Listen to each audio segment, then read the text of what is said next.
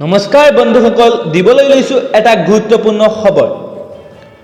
জন্ম মৃত্যুৰ প্ৰমাণ পত্ৰৰ ক্ষেত্ৰত চৰকাৰে আনিছে কেতবোৰ নীতি নিয়ম।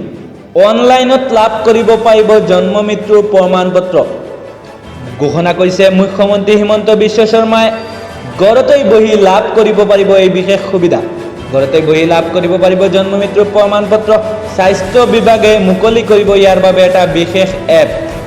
এপটোৰ জৰিয়তে ঘৰতেই বহি অনলাইনতে লাভ কৰিব পাৰিব জন্ম মৃত্যুৰ প্ৰমাণ পত্ৰ। এই বৃহৎ ঘোষণা হিমন্ত বিশ্ব শৰ্মাৰ। প্ৰমাণ পত্ৰ বিচাৰি হাহাকাৰ হ'ব নালাগে এতিয়াৰে পৰা। চৰকাৰে ইয়াৰ বাবে বিশেষ সুবিধা প্ৰদান কৰিব।